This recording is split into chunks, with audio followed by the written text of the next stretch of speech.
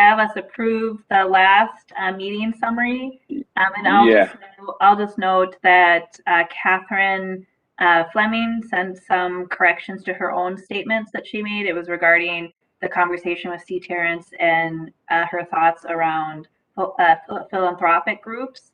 So just want to note that staff will make that edit. Yeah. So one question I had on the minutes from last time, and I think this was part of the conversation. We went through a couple of the bullet points on the draft report, right? Wasn't that the last meeting, or was that not the last meeting? Yeah, no, we did. We went through the findings for the 6 goals. Yep. Okay. So, and maybe I just missed it, but oh, actually, you're right. Okay, I got it. Sorry, I just wanted to make sure that that was included in there, which it is. So I apologize. So with that, do we want to approve? Do we have anyone that wants to make a motion to approve the minutes from the last meeting? I'll approve the minutes with the corrections that Kathleen raised. Do we have a second? Second. Okay, thank you. So we approve the minutes with the updates that Catherine sent in, correct? Kathy. Catherine. Cool. So do you want to handle this part, Sophia, or do I? Because I'm already in chair. Sure, I can take it away. So it's not. So obviously, Jason is a wonderful chair, and he is continuing in his role. But his co-chair, Philippe Sosa, stepped down from the committee. He's a Golden Valley resident, and as this project has gotten more solidified, less maybe related to his endeavors. So we are down a co-chair. And, Jason does a wonderful job, but just like tonight, where he has a conflict, it'd be really awesome if he had some backup. And, we have really awesome co-chair check-ins and, kind of talk about everything. Pretty cool to hang out with the two of us and help plan this meeting. CMC is also a pretty cool place to go. We don't have to decide it tonight if people need to think about it for a moment, but if there's any immediate interest in helping out our friend Jason, please let us know. Jean, were you volunteering? And we can't hear you. So I was, yes? Yes, okay. Is there anyone else that is interested, or would somebody like to move Jean as our new co-chair?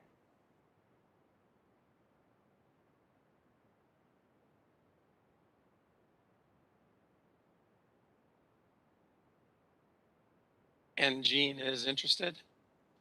Yeah. Sorry. Hey, Rogers. Yeah, I think it'd be great.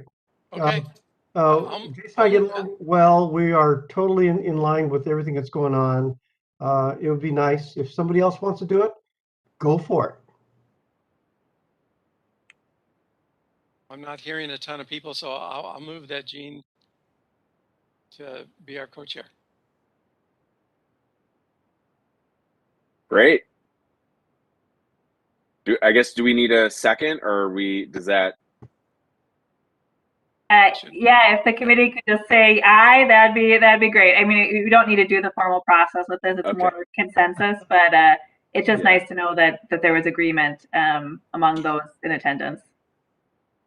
Aye from Adam. Thank you. I'm getting folks doing thumbs up both on their video and with their reaction. So I'm going to take that as we are all good with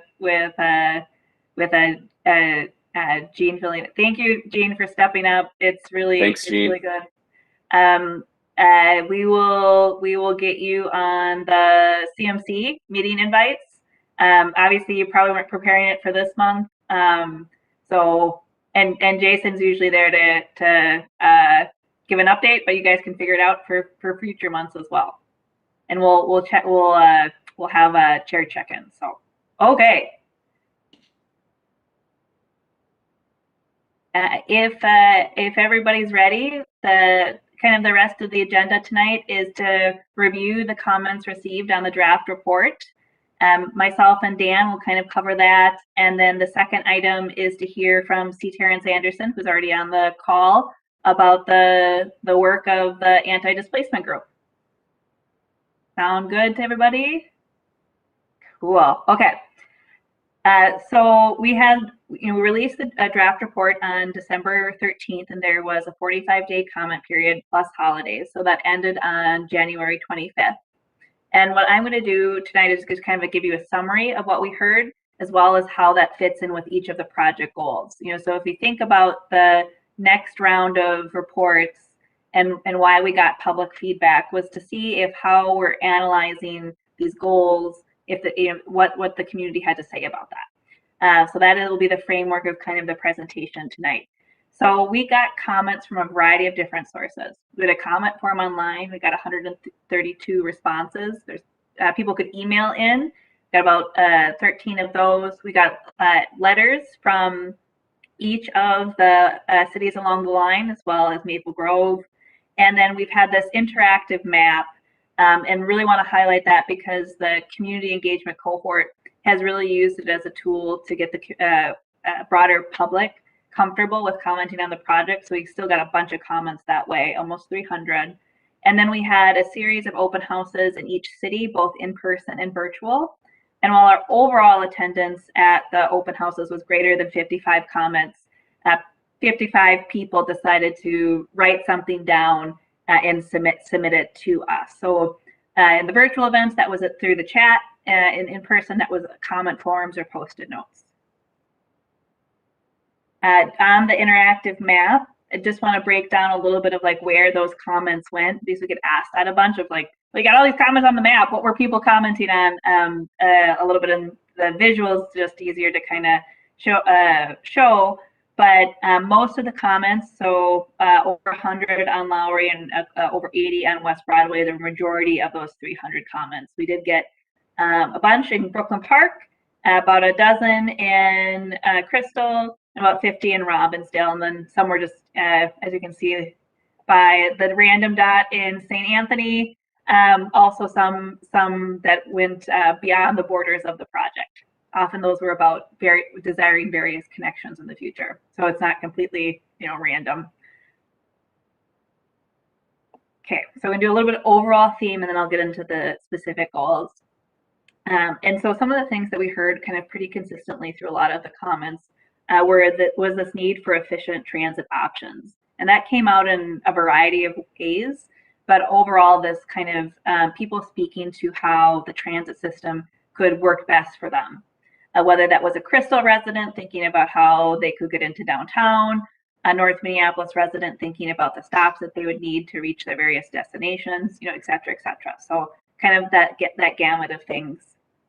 I got a lot of support in the comments, particularly about making decisions that support a route selection that serves folks that don't have cars and really want to use transit. And then a whole slew of comments, and they fit into the goals in various ways, about the need for related support facilities. So bike lanes, safe pedestrian connections, whatnot. Those were comments that we received throughout all. I would actually say that was one of the biggest things that throughout all cities and all places, a very consistent theme, and it's something that needs to get addressed as we continue through design, was how does the buses relate? How do people access things safely? All of that kind of stuff. I mean, we as a group have talked about that, and obviously an area that we will really have to hone into as we develop and design, because we heard that loud and clear and have heard it throughout the year. And there's a bunch of comments. We really, as part of this, sometimes commenting on an official report can feel kind of daunting. So in our conversations with community, we even encourage folks like, hey, if all you want to say is I want this route or I want this to happen, like one sentence that we can feed into the report, we welcome those comments as well. So we got a good amount of comments so that were very simple, just expressing general support and kind of maybe a little bit of a why for one option or the other. Then we got a bunch of comments that were related to folks wanting more information, and this is kind of a lot of what we'll continue to dig into as we get prepare the next round, the next round of report. And it's things from travel time to just various details of how we would do things equitably and whatnot. That'll kind of continue throughout. To just kind of break up kind of where comments kind of came in and kind of how they're bucketed. About 7% were folks saying, I want more information about XYZ. About 11% commented on the transit itself, so wanting efficient, well-connected transit, so talking about the benefit of the line itself. About 29% of the comments were destination specific, so I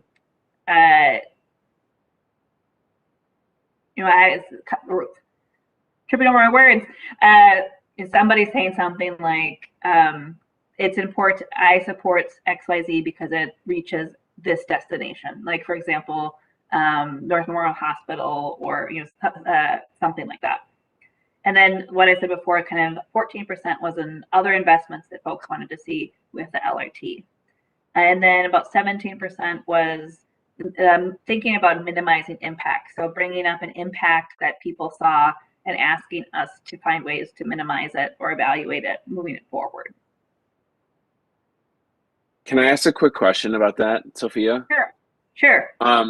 So I just have, at the meetings that I've been to, I know a lot of times it's like hard to get people, well, sometimes it's really easy, like in just having a conversation, it's easy to get them to communicate, but it's hard to get them to like fill out the forms. And you had mentioned like the Post-it notes, and I know project staff does a lot of like talking and then filling out the Post-it notes. Like, is there, do those numbers in the previous slide, does that represent like the things that project staff has written in conversation, or and like, is that every Post-it note, or is that just the notes that like came directly from residents and people that were at these meetings? So this last round, we did less Post-it note comments. Just it depends, but Post-it note comments, even if project staff are writing them, you're not just writing them and sticking them on a board. Yeah. You're like, hey, this is what you said, right? And sticking it on. So this round, very few Post-it notes came through.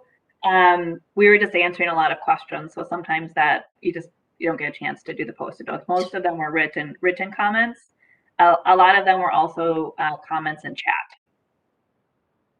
So Sophia, Okay. I have a question. Yes.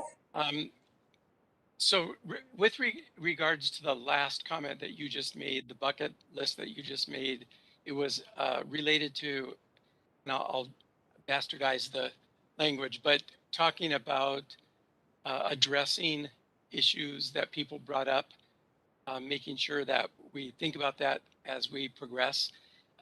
Compare that to a couple of the comments that I read that, quite frankly, I raise my eyebrows and go, really, this person really doesn't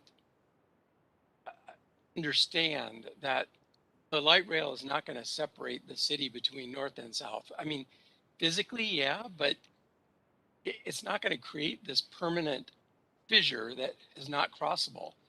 So comments that are made that are really subjective and maybe give an indication that somebody doesn't really understand how things could work.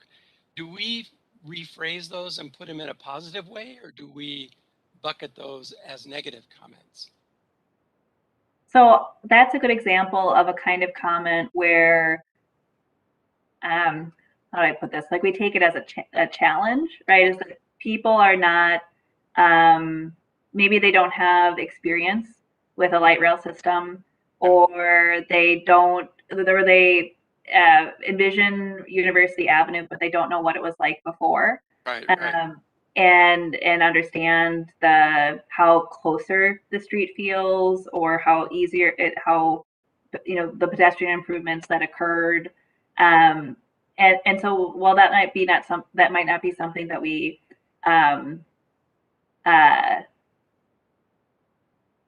it's thinking about how in the report we can speak to these issues of what's at the root of that comment, right? Connectivity, community cohesion, things like that. So yeah, and maybe the best way to answer that is almost what you said, right? It's not necessarily spinning the positive, but it's giving the kind of facts to community about how that.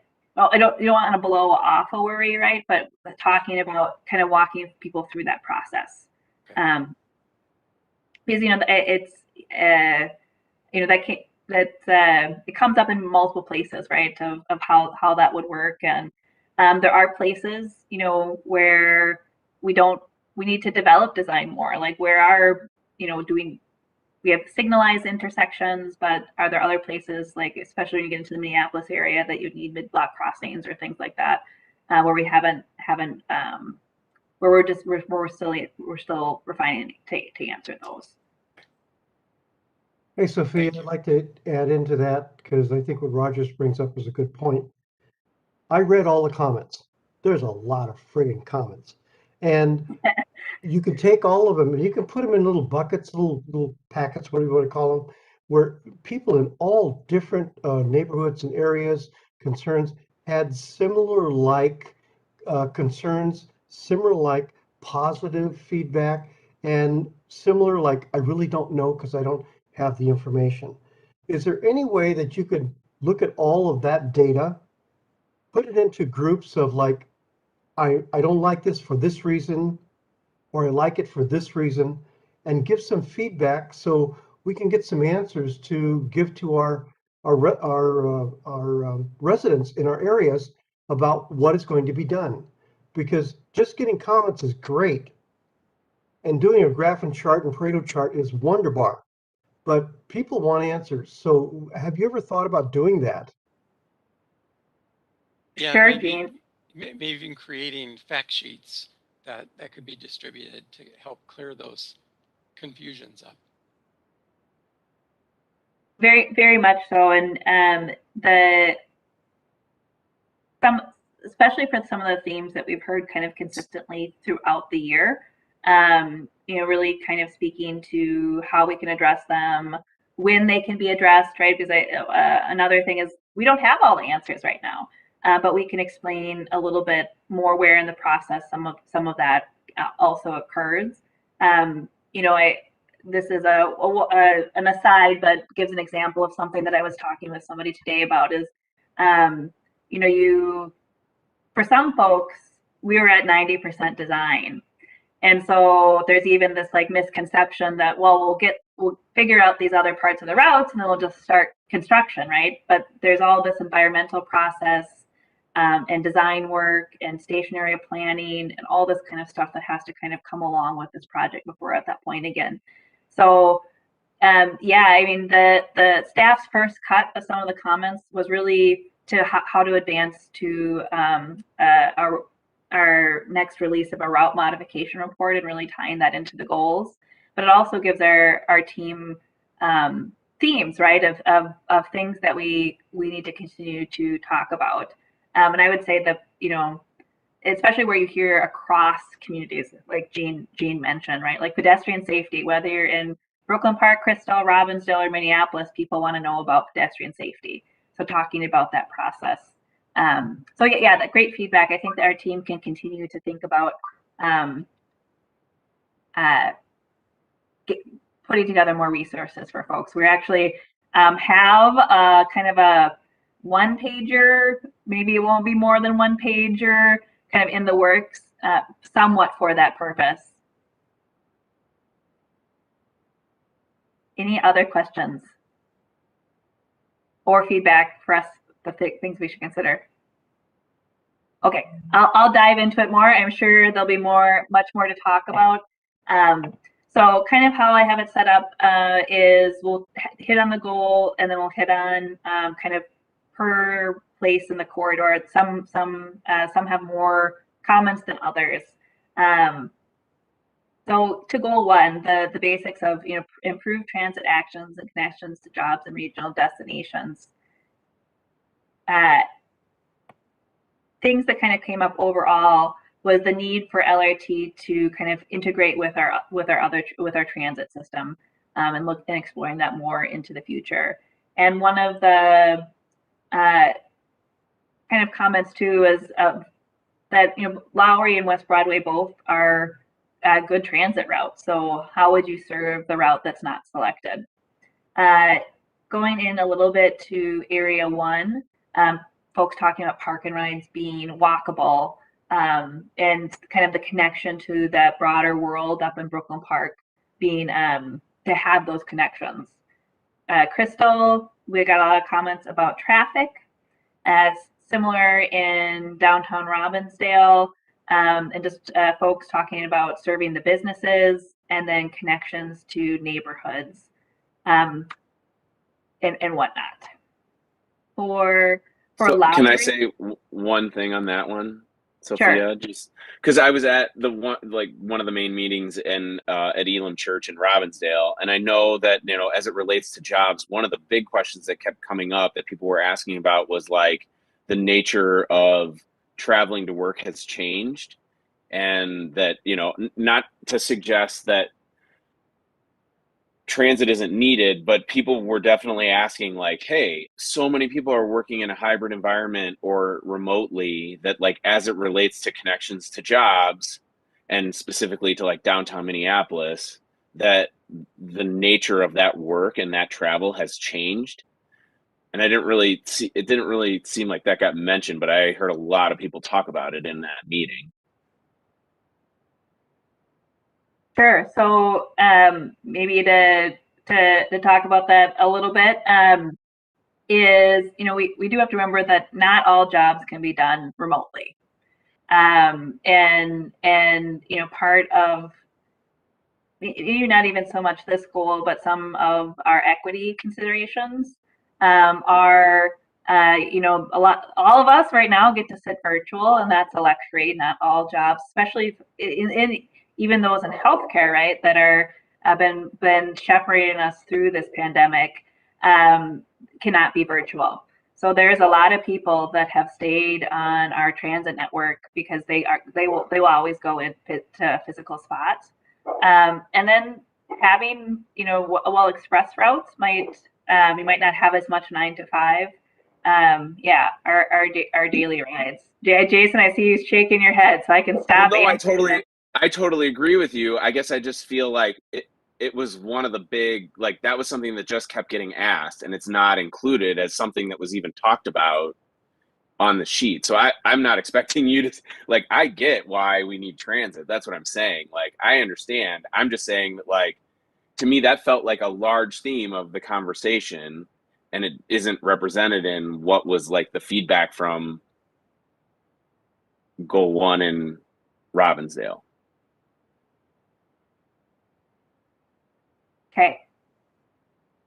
So you're saying that you think that the changing nature of work should be represented on access to job in connections to jobs. Yeah, I mean, just as far as like what was talked about in Robbinsdale, that to me felt like one of the biggest things. So I feel like that should be something that is reflected to, like, if anybody looks at this presentation or the CMC, like that came up as a conversation. It isn't to say that there isn't.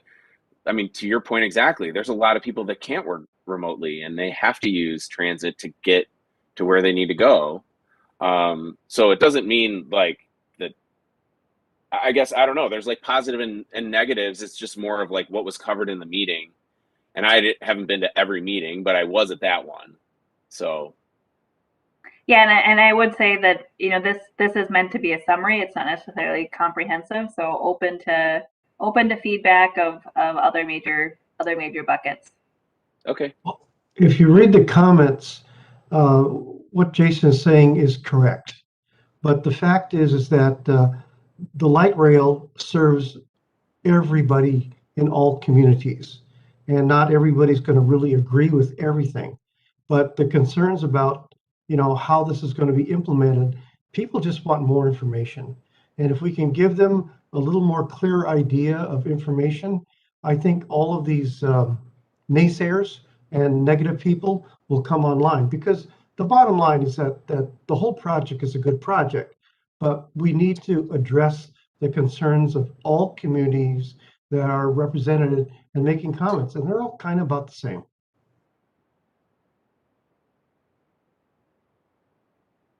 Thanks, Gene.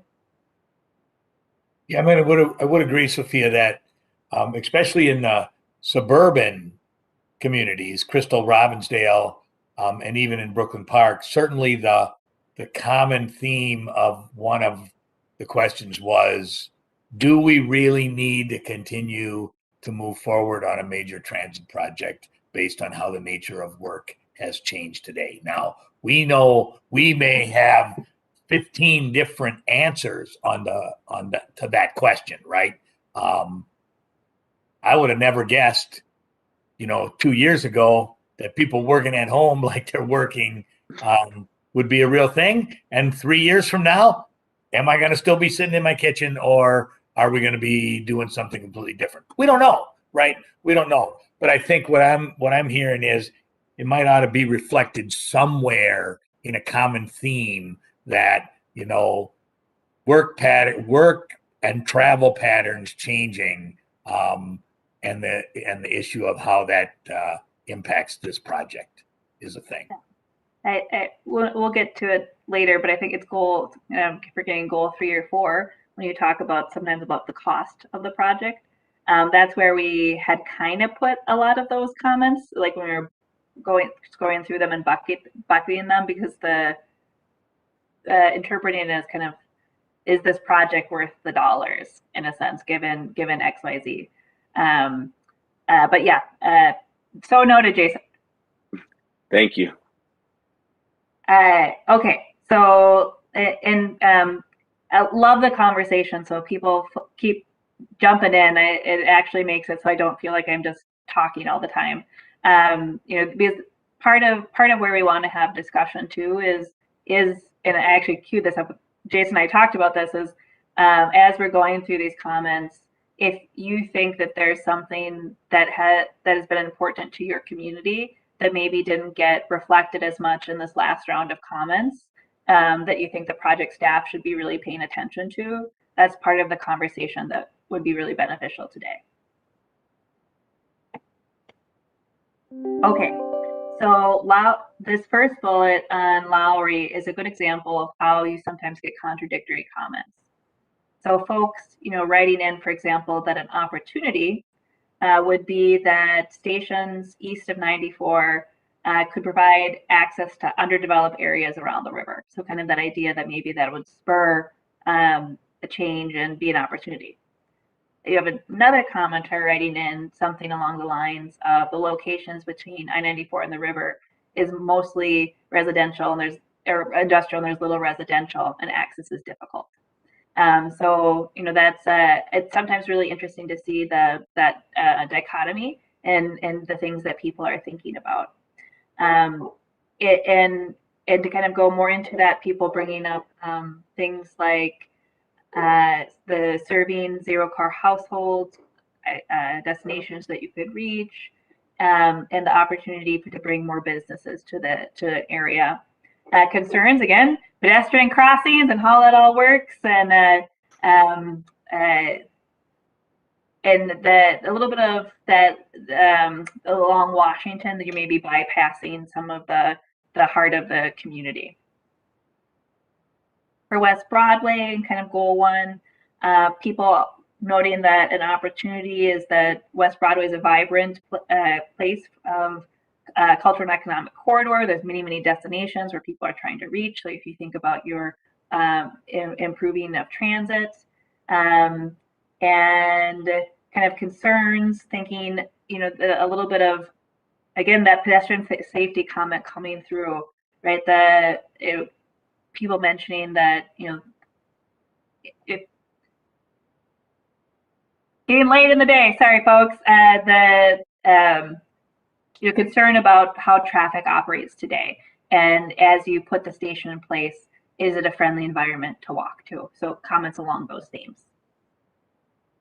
Going to goal 2, which is you're improving your frequency and reliability of transit service in the corridor, kind of getting that switch to that metro network, right, that we've been talking about so much, is overall people there's a mixed feedback about kind of elevated track in various places, whether that was Robbinsdale or Minneapolis.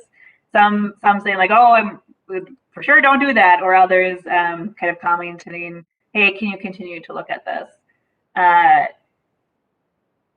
In Crystal, when you think of more of the reliability of transit, folks noting where they wanted to get metro wide, whether it was downtown or beyond. And then a little bit, Jason, here's a little bit of LRT kind of, or Jean brought this up already, the concern about LRT kind of having this splitting effect, or no, Ken brought this up about the splitting effect on the community and emergency responses and all that kind of stuff. Also got comments of support and the desire to see an improvement upon the existing bus network. Moving into the Minneapolis area, the kind of talking about the ability to improve the efficiency of transit from what the existing conditions, the people commenting about congestion, and then concerns about kind of as you get into the downtown area, if folks are more familiar with the 10th area and the North Loop, folks commenting on traffic or narrow right-of-ways, and concerned about what that would look like in the future. On the West Broadway route, folks were commenting on how it feels like both an efficient route to reach places that they want to go in North Minneapolis, as well as just an overall efficient route. And again, where we have signals and worried that signals would slow down the train. So how does that frequency and reliability work with that?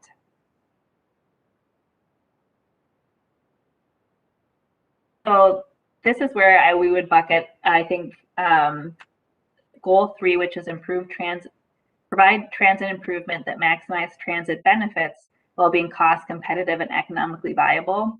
This is where staff put a lot of those kind of comments about, is this investment really worth it? And people have a variety of reasons, right? Like some that are, generally overall that LRT is a bad use of taxpayer dollars, or ridership is down, why are you still doing this kind of bucket. And so to kind of pull that out, we just pulled a couple examples of, it's particularly in Crystal and Robbinsdale that there's been roadway work that's occurred. So thinking about the use of those dollars, or even on a West Broadway or Lowry where you haven't had as many recent roadway improvements. Still, the idea that you're basically doing a curb to curb reconstruction, people are challenging the use of funds on that. So this is that bucket, right? Is kind of considering costs of a major investment such as this.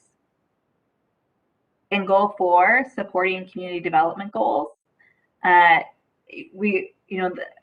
lot of opportunities of folks writing in. So in Brooklyn Park, we heard a lot about the future of transit-oriented development and desire for opportunities. Along Lowry, a lot of conversation about expanding kind of the business node that exists there today.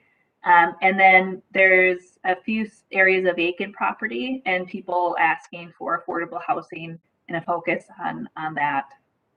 In the West Broadway area, this is where we put this kind of, some of these questions went to the destinations and things like this, but we're also theming out that people are expressing that this is an important commercial corridor, and that existing businesses could benefit from both their employees or potential customers having the light rail.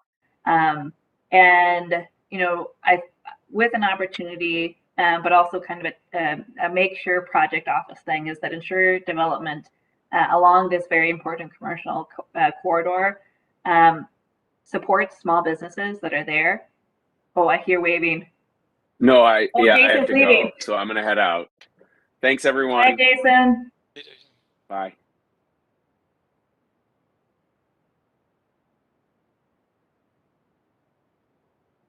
and that the work that we do really supports the businesses that are there and grows wealth within the community. So kind of lots of comments around big development versus being intentional about supporting the initiatives that community is engaged in. Goal 5, with promoting healthy communities and sound environmental practice. This is where we would put a lot of the kind of ped safety connections piece. So prioritizing bikes and peds to get to stations. We got a few comments about like consider EV charging stations near stations and ensuring safety for our riders and community. Also, this was a place where we kind of bucketed comments about reflecting the neighborhood and the design of our stations themselves. A little bit to the specific cities.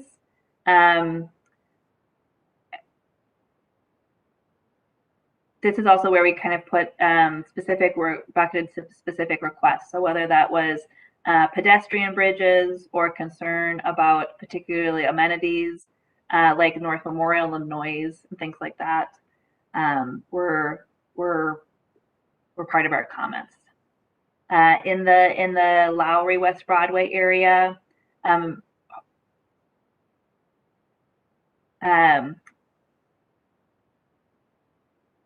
of that conversation about saving money, preventing emissions, how all of that could really reach community goals of things like improving air quality and whatnot. And again, the walkability factor, right? If we're thinking about healthy communities and what makes communities healthy, the ability to reach our stations safely. Going to goal 6, and that's advancing local and regional equity and working to reduce racial disparities. So some comments about how North Minneapolis deserves investment in both routes, and then also kind of where we've also put some of our where people are talking about our anti-displacement initiatives and making sure that what we do doesn't lead to displacement. For West Broadway in particular, and I'd say in goal 6, we mainly got a lot of comments more in the Minneapolis area. There was folks commenting on opportunities for investment, some folks mentioning that being closer to the previous alignment, and then kind of on the concern side of things like parking, right? Would that impact your businesses, and not wanting to see that, right? If you're trying to reduce disparity, losing businesses would not be part of that goal. And then also kind of what opportunities are there with vacant properties or ones that are owned publicly. Okay, before I turn it over to Dan to talk a little bit about the comments that we received from the city, is there discussion among the committee about what anything else that you would really want project staff to be paying attention to as we work on the next round of reports? So this might Ken. be an answer or question to Dan, but there was some word about having that bridge going over Robbinsdale. Is that feasible? Can we do that? A pedestrian bridge? Yeah. Yeah, Dan can feel free to take that if he wants, but it's something that we've definitely looked at. I'm not sure, Gene. You mean a pedestrian bridge that goes over 81 between east and west? Yes. Sure, Yeah. it's feasible. It can be built. Now the question becomes, does it need, the grades are such that, it really works nice on one side and it can lead right into it, but then on the other side it's even taller, or if it starts down low and was a bit of a tunnel underneath, it could go over. You can't make the difficulty with a pedestrian bridge is that while a pedestrian bridge can help, like for example, a pedestrian bridge over a freeway Mhm. can be difficult to use and still get used, because otherwise you can't cross the freeway. Yeah. Right. But if you can cross the street at grade, and building a pedestrian bridge makes it more difficult to cross, because you've either got to go way up in the air, or you've got to, use a whole bunch of switchbacks to get up. You can't just have steps. Then all of a sudden, the feasibility starts to go down. We're looking at ways that we might be able to build a usable pedestrian facility, and where crossing West Broadway that makes the most sense.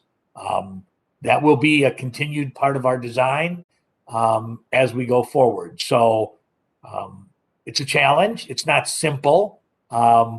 If you can use the grades of the adjoining areas to help with that, it's always best, and that's what we're going to try to do. I thought Ken had a question too, Sophia. Yeah. So my question is, and I'm not sure that I heard this in public comments, but, and there's a question embedded in this as well. So in my mind,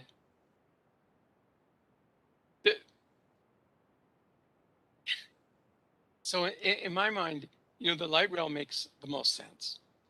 But I worry that nobody's brought up the fact that there's going to be winners and losers along the line in terms of businesses, maybe even existing businesses. If they're not close to a station, they don't gain the advantage of having foot traffic necessarily brought to their front door. And I know this has a little bit to do with how close the stations are. What about a business in the middle of two stations that is seen as taking a hit because now there's less foot traffic being driven there? There's still an argument that can be made that there's still foot traffic that's possible, but people have to walk a little bit. So I'm surprised there haven't been any comments regarding that. It's mostly been, from what I think what I remember reading, is mostly advantageous to the development of business through the corridor. But is that really true? Is that borne out on Green Line? And then my question, kind of mixed in there, is transit-oriented development. Is that throughout the entire corridor, even in between stations? Is that seen an uptick generally on light rail projects?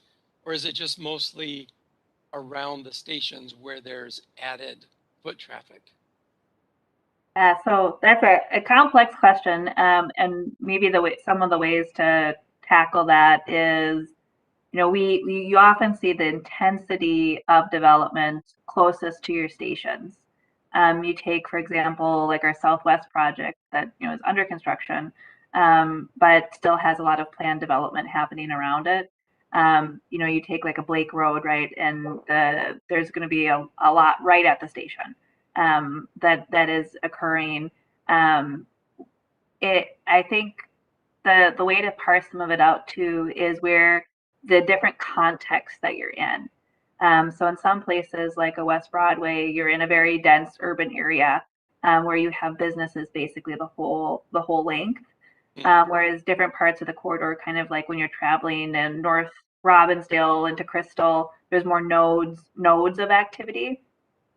And so, I would take that question a little bit, and while we're in these more dense areas where you do want all this walkability, what does that walk shed look like? And how does that overlap look? And I think that is because the staff has prepared a lot of kind of walk shed data in our initial analysis, especially for looking at the goals of, who is served by each kind of potential station area.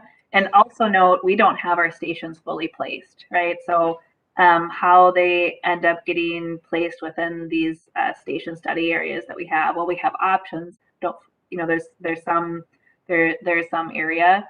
It's a good place for us to lean into. and kind of look at more, because if there, I think there's a lot of overlap in some of our station areas, but if there's kind of there's places, that's an issue that staff can try to tackle and look at further as we advance the project. Sure. Thank you for that. And this also reminds me of a great takeaway I think we learned from the Green Line project about construction mitigation.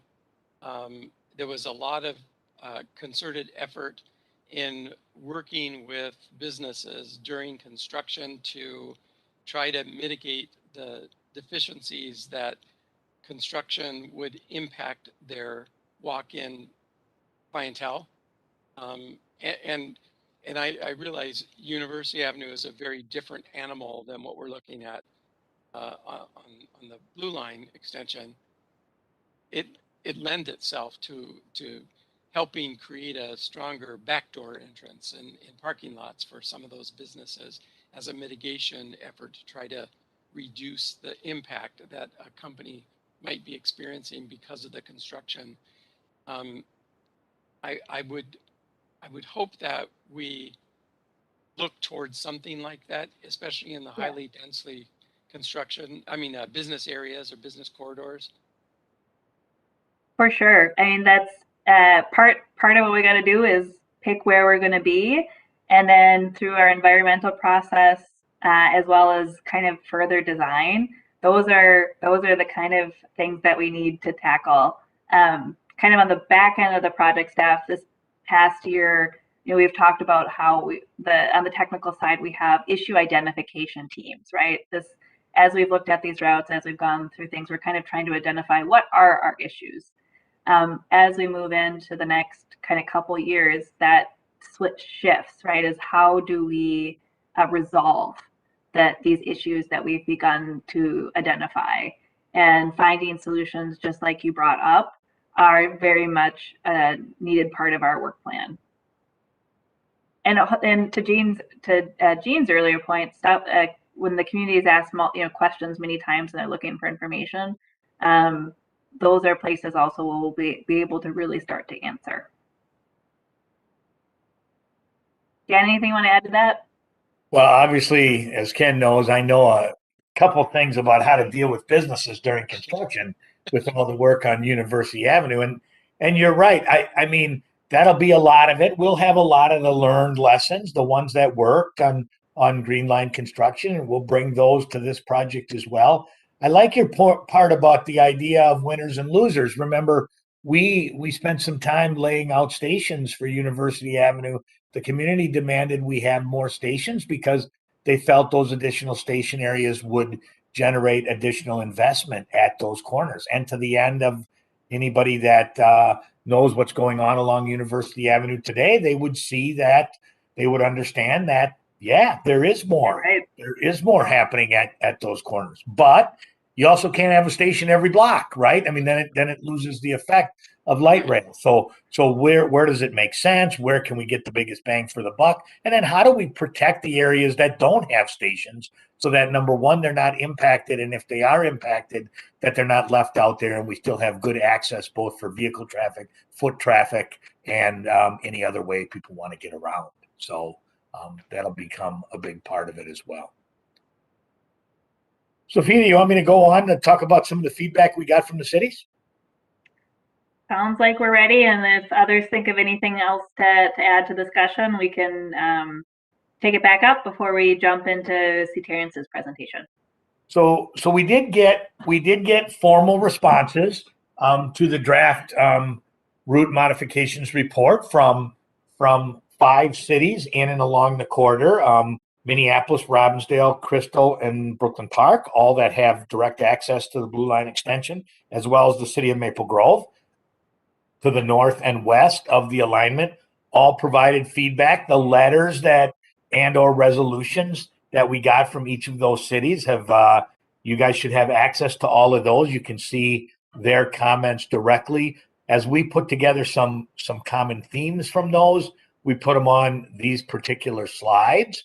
So some of the things that we heard from Brooklyn Park, we certainly heard that they support the route change from the BNSF rail corridor onto County Road 81. It only affects their city in a small area. Most of Brooklyn Park, as you know, is on the route is on West Broadway and continues to be on West Broadway from just south of Brooklyn Boulevard all the way up north of Highway 610. But in this new area, they've also identified a couple of things to keep in mind as we move forward, how we deal with pedestrian crossings and pedestrian access at 63rd continues to be an important piece. In the previous alignment, we had a skyway area that came from the park and ride at 63rd over the BNSF tracks to the station. Now the station will be in the middle of Highway 81. So how we get people there safely, they want to be sure is a consideration of ours. And of course it will be. They also are interested in continuing to maintain potential development opportunities in the flyover area where we kind of transition the LRT over northbound Highway 81 down onto private property that we're acquiring, and then behind the Target store there near Highway 81 and Brooklyn Boulevard. And so there will be some excess property in that area, and how redevelopment works in there is one of their concerns. That's a little bit about what we heard from Brooklyn Park. Moving to the south in Crystal, we really had two main issues that Crystal wants to be considered. Number one is how we deal with the lane configurations along Highway 81. As you know, in Crystal, most of the piece of Highway 81 is a 6-lane road with 3 lanes north and south, as well as turn lanes at the various intersections.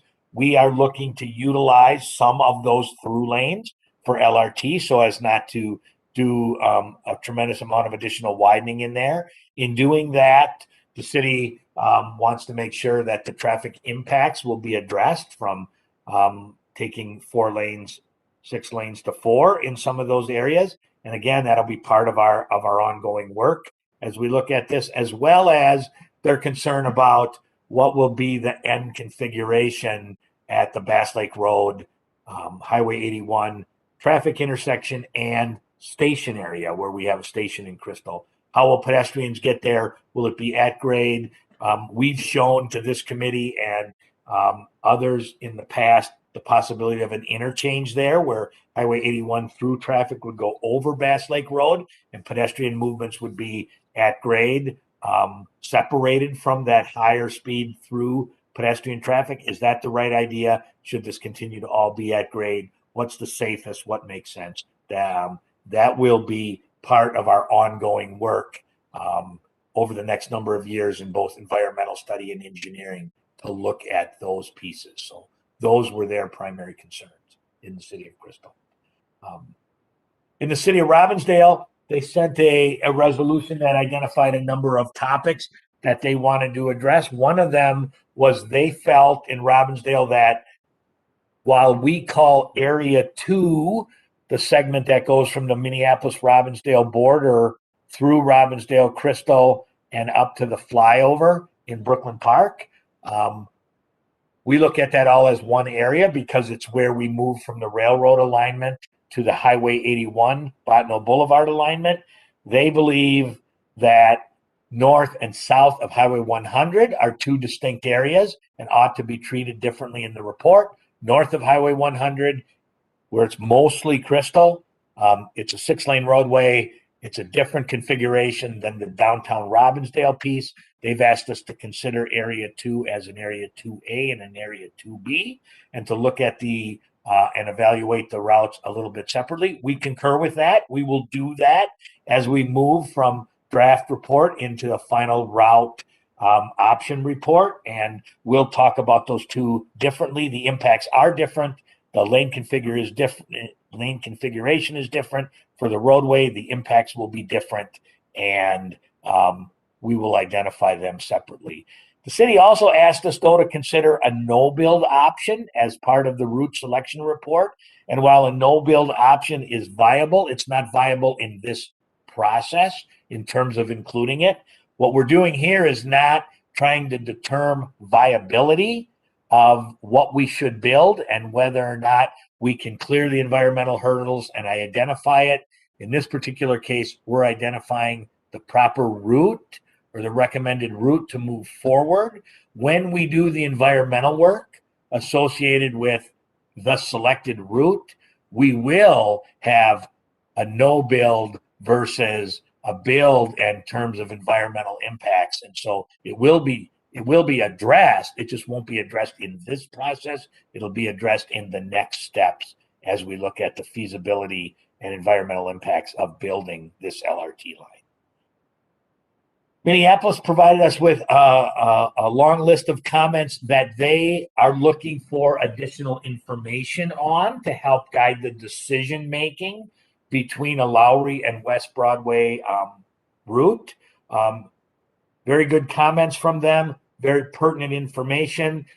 They want to make sure that we've addressed the various topics necessary and the various quantitative data to help guide that decision. Since the final report recommendation will make a recommendation between West Broadway and Lowry for this route, as we put it together, they want to make sure we've actually, have the data and the background to back that up. So it's a defensible position, both with policymakers and publicly as we get feedback. And so we're working with them now to help identify their thoughts, bring those together, get the data together, and make sure that we've got a sound judgment behind the preferred route that we want to move forward. And so we'll be working with the city of Minneapolis on that over the next number of weeks.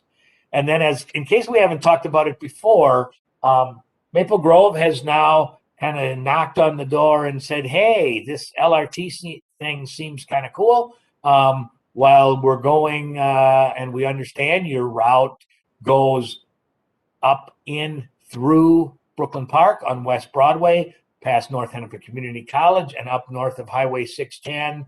Is there a possibility in the future that there may be a spur which goes either off of this blue line into Maple Grove, or a Maple Grove connection, if you will, that runs the LRT from Maple Grove over to Blue Line and then Blue Line into Minneapolis? How could that work? Can we start to think about how that might work, and what design considerations and design recommendations might you have for this Blue Line project that certainly doesn't preclude and maybe even starts to make available the idea of a spur into Maple Grove as well? And so we'll kind of address that topic in part of the final report. We're not going to be adding a spur into Maple Grove into this current project. That would send us all the way back to the beginning of the drawing board, but we certainly want to continue to think about how a spur into Maple Grove could work with the Blue Line project that we're bringing forward. So that's a kind of a fairly quick summary of the 5 levels of feedback that we received from our municipalities.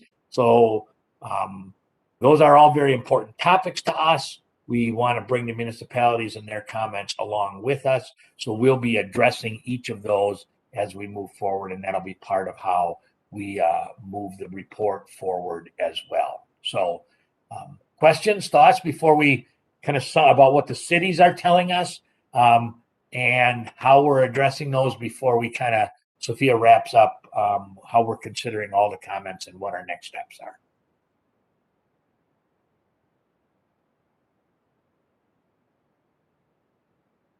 Okay, I'll take Sophia, that. take it away. I'll take that as a cue to jump in.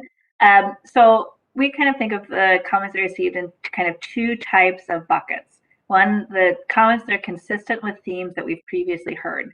So that might be, in more recent engagement, or things that we've heard throughout the whole year. Things in a way that maybe had a chance to get incorporated into the draft route modification report.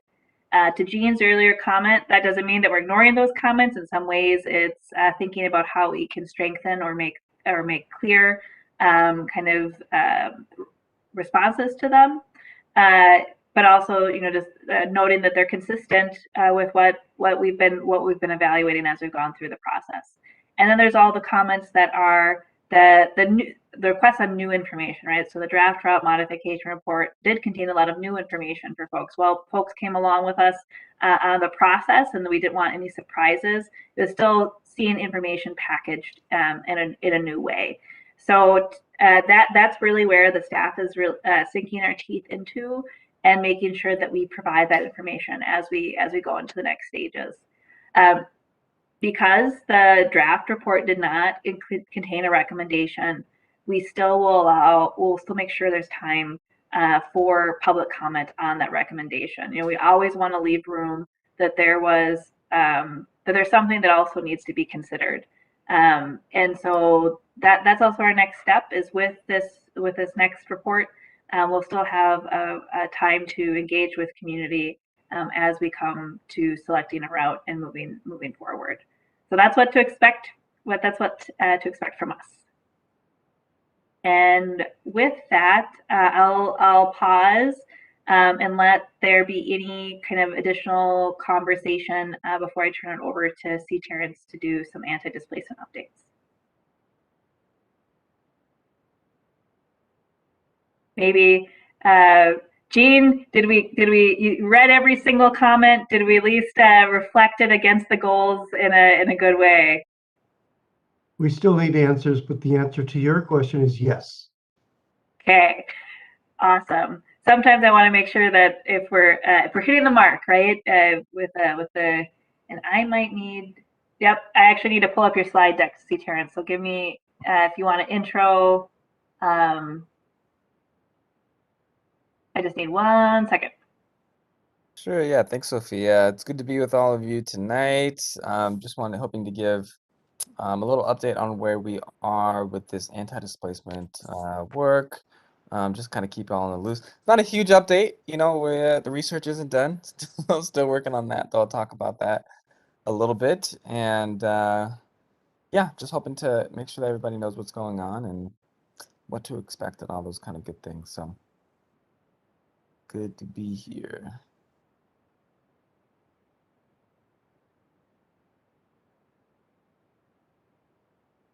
Sorry, Sophia, I didn't have a lot of content to burn through. Oh, sorry. Sorry.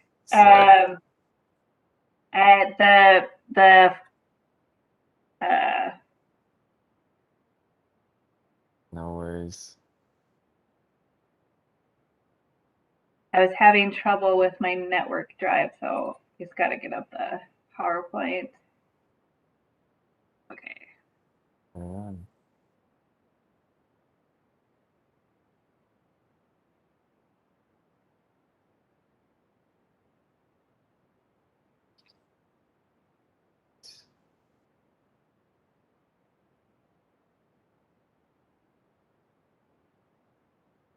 right on. Thanks, Sophia. So jumping into it, I think the first thing I'm going to talk about just sort of like some timeline updates and where we are. So the biggest thing is, you know, we're right in the middle of interviews for anti-displacement working group members. We got quite a substantial number of applications, and we'll be interviewing about 50 people throughout this, which is more than we thought was going to happen. But it's a really good problem.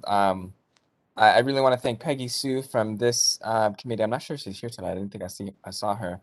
But also Felicia Perry from the Business Advisory Committee, who have joined us in these interviews, and we'll be doing that through next week, February 11th. Really, really, really good group of folks. I'll be talking about this in a little bit more detail in a couple of slides. The hope is now that we'll have the first meeting, the orientation meeting in late February, so not one of those big Saturday meetings. A little bit delayed, but that's mostly just because of how many applications that we've got. So we just kind of had to have a robust process for interviewing folks. And but we'll have the orientation meeting in late February, later this month. Sheesh, we're in February. So looking forward to that. Last time I pulled up talked. the wrong thing. Oh, what'd you say? The wrong thing? Did I pull up the wrong thing? No, that was the right thing. Okay. Sorry. Sorry, 1 second. No worries. You can see that Sophia is brain dead.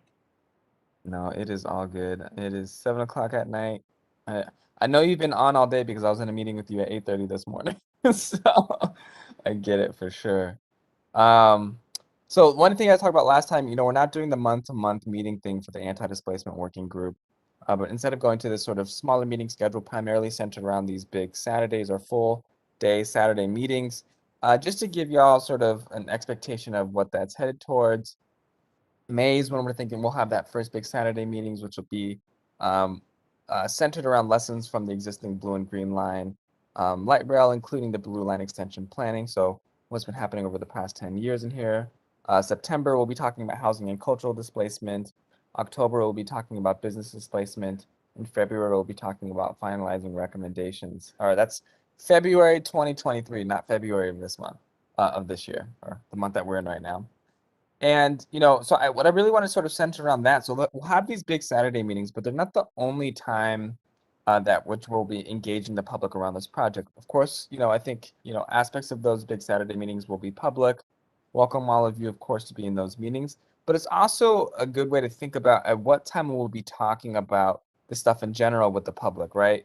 So when will we be talking about housing and cultural displacement in general around this project? Right, around that September in the month after, preceding and after about. So just to sort of give you sort of a frame of mind, and we'll be finalizing the details in more detail as the anti-displacement working group is onboarded, but this is just sort of a good way to think about when are we talking about what, when.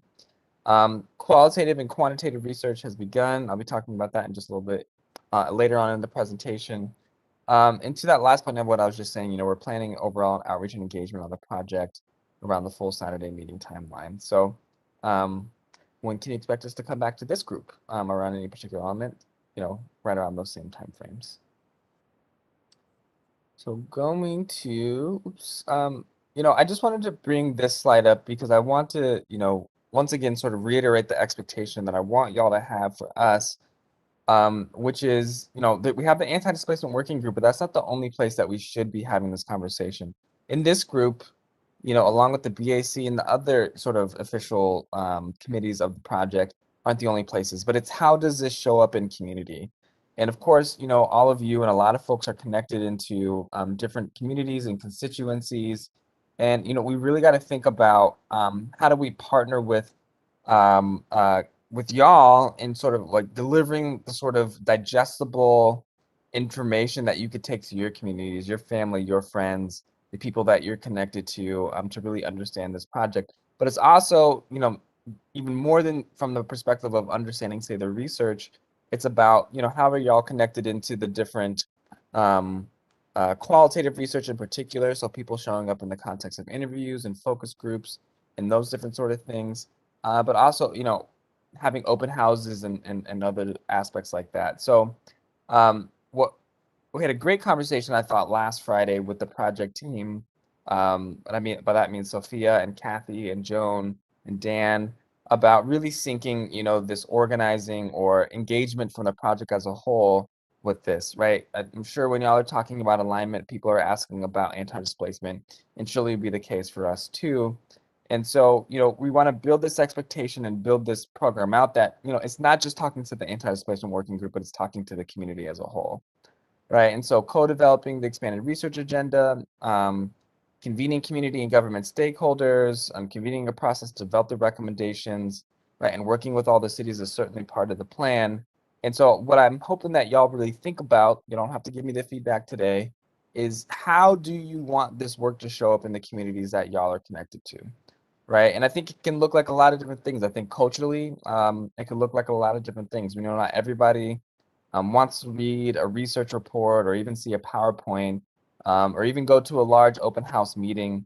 We're just hoping that y'all think about making sure that we're getting to all the nooks and crannies of connecting to community and just sort of prepping those expectations or those activities. And so just for y'all to really think about what does this project need to look like getting into community?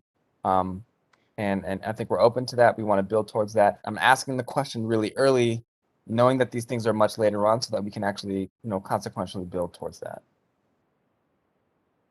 Going to the next slide, you can probably just jump 2 slides. So on the anti-displacement working group, as I said, we're interviewing about 50 candidates. There is representation from the full corridor, very diverse racially, very diverse in age, business owners, folks from community organizations, folks from not community organizations. There is some light representation from Crystal.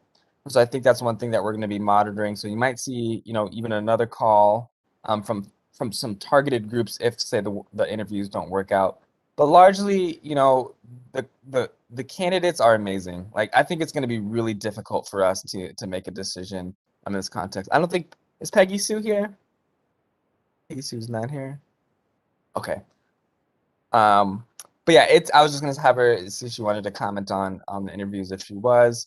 All stars. That was all I can really say. So I think y'all will be really happy with that group, hopefully, and looking forward to identifying them in detail. We said this is gonna be 21 members, but I can see easily growing to 25 members. Oops. Well, I'm gonna pause for a second. My daughter's losing it in the background. Sorry, it's bedtime over here, and not so thick walls.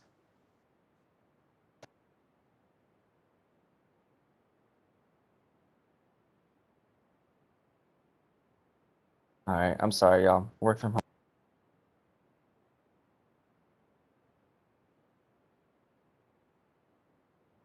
Mute. Sorry about that. Work from home life, right? So part of this is identifying philanthropic representatives for the group. I think I'm just gonna go hide out in the closet. I don't know how loud this is for everybody, but I'm just gonna hide in the closet for a second, just so y'all don't have to hear. We can't hear it at all. Don't worry. You can't? No, WebEx filters out background noise. Oh, that's amazing. Well, I'll just stand in the closet anyways, just in case.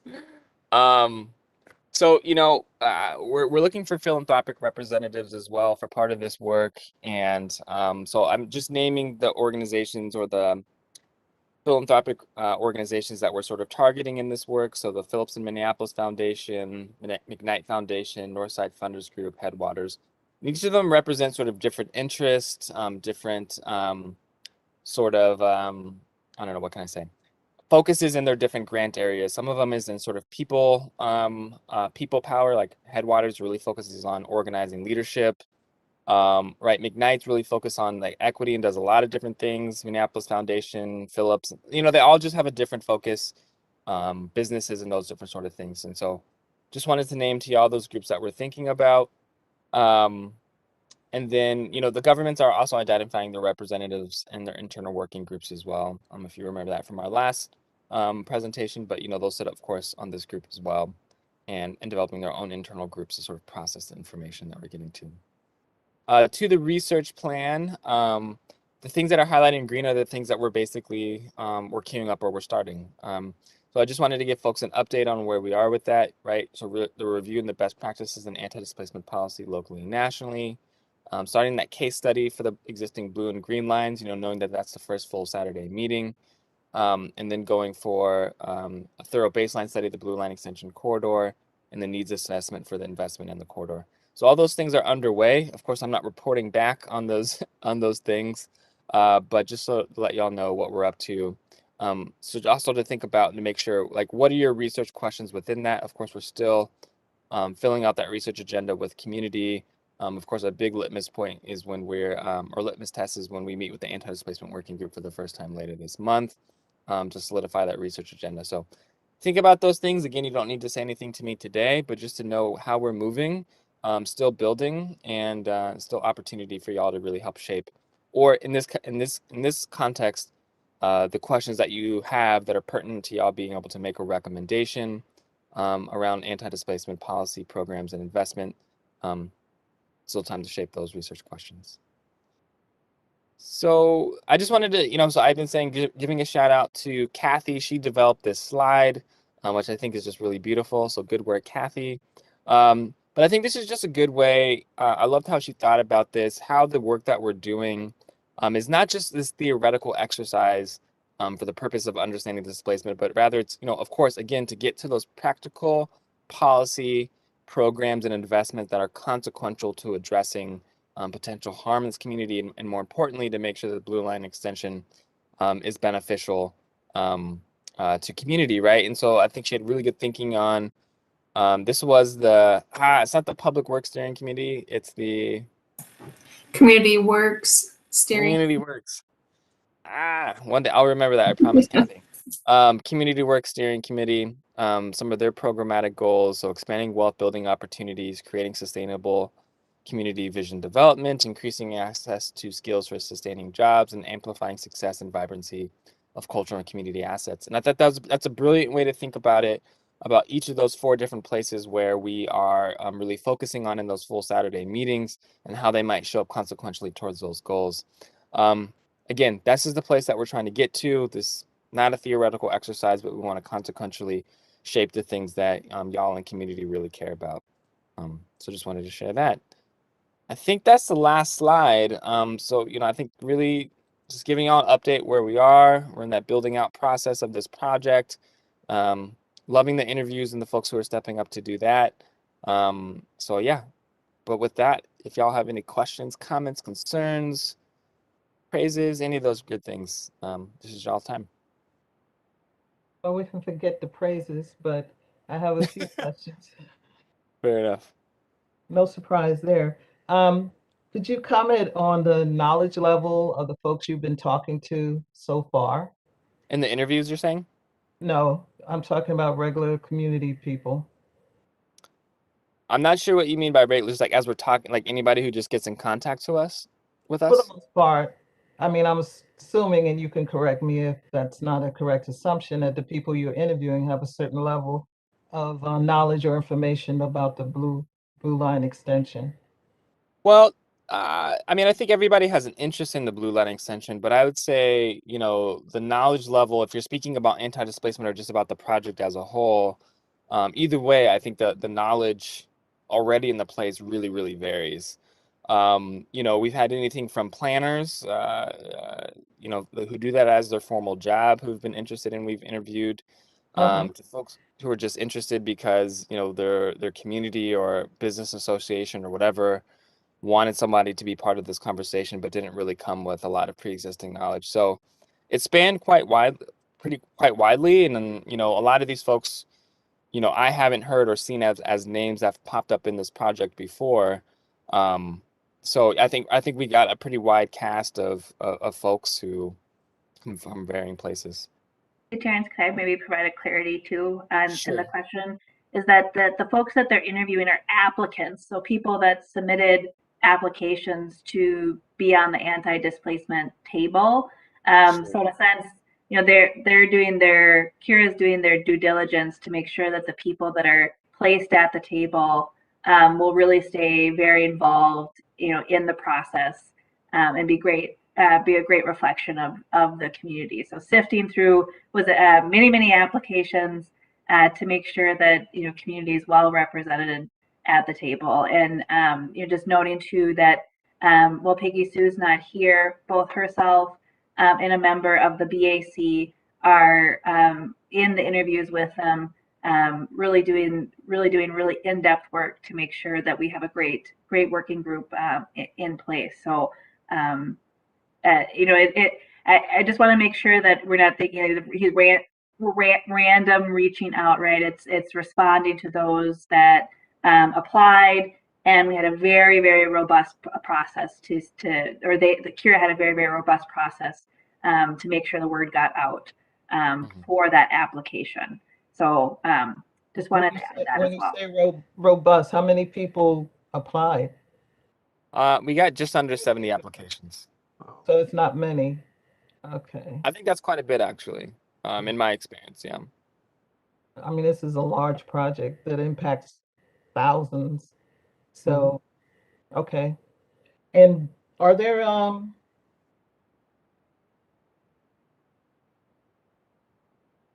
anything now about any action items that you can take prior to your meeting schedule? Any action items prior to our meeting schedule? Yes. Like what are you thinking? Oh, I'm thinking we know that displacement is going to be an issue. Are you talking with any real estate professionals? Are you talking with owners of properties? Are you quantifying any possibilities for temporary locations for businesses? Those kind of things. Are you asking in the context of the research project, like as like a research entity? Then the answer is yes. You know, preceding all those meetings is both the quantitative and the qualitative study, which includes a number of those things that you just mentioned. Not the last part, like the finding places for relocation, but you know, some of the members have talked about that is a consideration that we really, or some of the applicants have talked about that is a consideration that we consider, which I think is a good one. I'm not sure if that will happen before these meetings, at least the first one. But a business scan, an environmental scan is what we call it as a research within the context of the research process is happening. And, there's gonna be lots of interviews, focus groups, and those different sort of things, talking to folks. And yeah, those things are beginning, this month. Right, I know it's a lot of talking. I know that members of the community met with the city of Minneapolis the other day, and one of the concerns that came out is that there's no action items, that there's nothing happening right now. So I'm wondering if that's a responsibility of the anti-displacement group, or is that responsibility lie with the project office or with some other entity? I'm sorry, action items. I don't know. Maybe Sophia or somebody can help clarify. I'm not sure exactly what you're asking. Let me take that. I don't think we want to. Kira is doing an amazing job getting going, right? And we have to recognize that you can't just snap your fingers and produce results. It takes time to work with the community and build your group and begin research. And C. Terrence has been here a few times, kind of outlining their work agenda, and even tonight, kind of giving an update on where they are and getting their group together. And there's we got to meet a lot of the team on Friday, and they have a very big team that'll do a whole bunch of work. We also just need to recognize it takes more than 5 minutes, right? So it's getting going. Of course, the project team wishes that you could have all the answers right away. We've known that displacement has been a big concern for the community throughout the process, and it's getting going. It's just going to take a little bit of time, but just know that the project staff is very committed to this process, and we have both Hennepin County and Met Council that are very committed to this process. And because I'm a little bit tired and I kind of forgot at the beginning of the meeting, we also had, I was going to give the announcement and I forgot.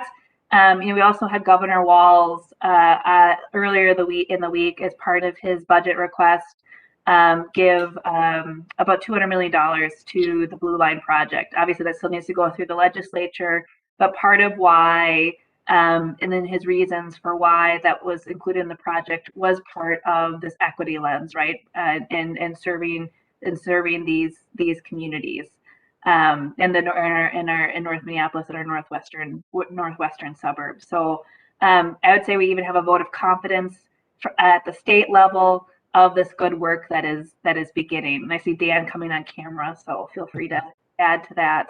No, I think that's great, Sophia. That's not what I was going to say. And for you to say that it takes more than 5 minutes, I've been on this project more than 6 years, so that's a little bit more than 5 minutes. And we're talking about action items. There are things that can be done now, so we don't have to wait until the end of the displacement process. There are certain things we know about displacement throughout this group. So I think it's a little disingenuous for you to say that we're looking for something to happen in 5 minutes. Hey, Terrence. We definitely want to be as responsive as possible, and it just also don't want to. All I was trying to do was reflect that they need time to actually do work and get things behind them. It does take time, and they're getting going. Terrence, I have a question for you. This is Gene. So, man, you got a big project here. This is huge. So here's my question. All these 70 people that you're talking to, okay, these people, are you doing a balance between emotion and facts? Because we need a good mix of both, but not one-sided, this or that side, whatever it should be, so we can get a balanced feedback of what really is on the minds of the people, the residents in the area. Have you thought about that? Yeah, so what I hear from you when you say emotion and facts, you mean you're talking about the why people are interested in participating in the anti-displacement working group. Yeah? Yeah. Well, yeah, I mean, I think, the questions that we're asking in the interview are sussing out, their worldview, their perspective, their community connections, Okay. what they need to get out of this group in order to make the recommendations. Yeah, I mean, I think we're kind of assessing kind of a broad range of like how they're coming to this table. And of course, I think we'll, make a decision on ultimately who ends up as those 21 members, 21 plus members, whatever it ends up being, balancing the group across a number of different factors, right? So I don't know. I don't think you could just distill it down to those two factors of, facts and, emotions. But yeah, I mean, I think it's a number of things that we need to balance when we're putting that group together. Again, a big part of, to the point about facts, a big part of this effort is us having a large body of original research, right? Which will, in some ways, like, what is the baseline? What are we actually starting from? Like, not just from I assume this is happening, but this is what the data is telling us, both quantitative and qualitative. And so that will be sort of the level setting in the room as we head towards, recommendations. But yeah, I mean, we're looking at a balance for the group amongst, a number of different characteristics. And yeah, emotions, maybe that shows up in the form of like, what's your relationship to the project? What have you done so far? What have you not done so far? What are your expectations across it? We're certainly sussing out in the interviews for sure. And I want to just recognize, Catherine's comments and her passion in what she's saying here, because I mean, obviously, this is a critical issue and it's a critical piece of moving the project forward. We don't want to take forever to get this work done, but we also want to get it right. And so, to that end, it's frustrating. There are things, and we are hoping that it isn't a 3-year study that's going to recommend a book that goes on a shelf, and then we can take a look at it and say, oh, did we do any of those things or did we not? We think there are things that hopefully can be identified early by the anti-displacement working group that can get out there and that we can start to implement quickly. Real action items, Catherine, on real topics that we can start to implement early. And then there's going to be some that are going to take time, and they're going to take policy level changes, and they're going to take decision makers by elected officials at various entities, and they're going to take lobbying by the community, and they're going to take that kind of work. And those might not be simple and right off the top. And so we need to pay attention to both, and we need to get this working group formed, get the research work underway, and get some low hanging fruit picked and implemented and start to move forward. And we're going to push for that at the county and Met Council. And I know that C. Terrence and his team will do that. But we also don't want to be so fast to move forward that we have failures out of the start. We want to have positive results, and we want to make this thing work. So, I get that. I mean, No, I appreciate that, Dan. And I mean, we've had that discussion before. And I recognize that there are going to be some things that do take time. But I mean, this isn't like some mysterious subject. I mean, we all have some experience or know something about displacement. So to say we're starting from zero is a little interesting. we're not. You're right. We're not. Obviously, we got a whole body of work from Central Corridor that we know about and Exactly. that we can use. We have a body of work from other transportation projects that we've done in the region and around the country. And Yeah. so we aren't starting from zero. At the same time, we're also trying to get our hands around just where is this route going to get built. And so the project is working on that. The community anti-displacement working group is coming together, and we hope and can really see success on both of those as we move forward. And we'll continue to do that as we go. And And I just Commissioner have one last point. Have you responded to the City of Minneapolis letter of concern, a response to your feedback request? I mean, your generic feedback request, community feedback. So they sent a letter stating their concerns, and they shared that with the community group that met with them the other day. That's And and I'm sorry. Catherine, to that end, yes, we are working with them every week. We're going through all the elements in their letter. We're getting that feedback pulled to get that feedback. We're getting those data, the facts, the pieces. We're getting all that pulled together so that we can provide solid ground on which to stand on a recommendation for a route. And so they've been good partners with us. We've been working with them closely, and we'll continue to do that. Right. One of their primary concerns or requests was that you slow down the process. Is that something that's under consideration as well? Yes. What they've said is, we've got a timeline that we've laid out, and they've said, we don't know if that timeline is going to exactly match how we need to get our policymakers involved and work through that. And so, yes, that will be taken in. We just had our own Met Council Hennepin County policymaker meeting today. We shared that information with them, and we said we need to bring Minneapolis along. You remember our colleague Sam O'Connell saying moving at the speed of trust. And so this Right. isn't a race, right? We need to make sure that we're moving forward at the right time. I don't always think of that as slowing down as much as I think of it as doing the work and getting the people, bringing them along with us in the proper time frame. And if that takes longer, it's going to take longer, and that is what it'll be. And both are example of places that we know we need to make commitments or have the base of commitments, and it's really diving into the work. So whether that's providing additional information for the city of Minneapolis, and I mean both the community and city staff, to really feel like we can make a decision and move forward on the route selection, or thinking about programs that could be part of the anti-displacement work. Like we know that we need strong construction support and have a basis of understanding, and see Terrence's work might bear fruit on how to build that up further. But then there's also these things that we don't know, and that we can do a lot more deeper dive into. And so that's kind of what we're expanding on. There's like what can be done in this moment, and then what will continue through the project, whether it's in route selection or in making sure that we have all the programs around the development of LRT that we need.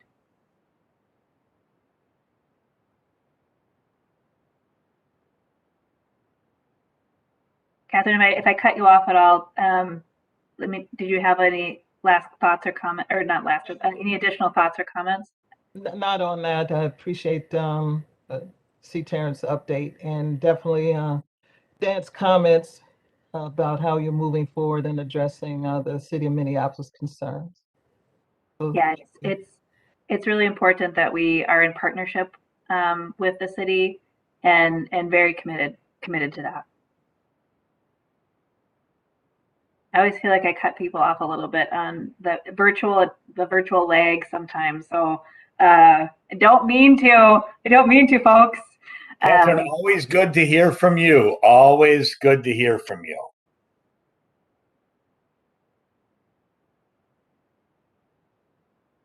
Any other thoughts for C. Terrence?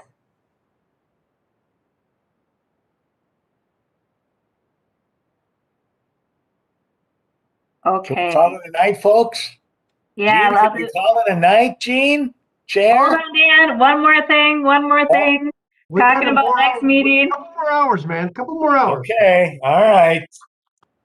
I won't pull up the slide, but it can be verbal. But our next meeting, would be in March, that first week of March, and kind of as Catherine alluded to, we were planning more to have a report later in March. It might take us a little bit more time than that.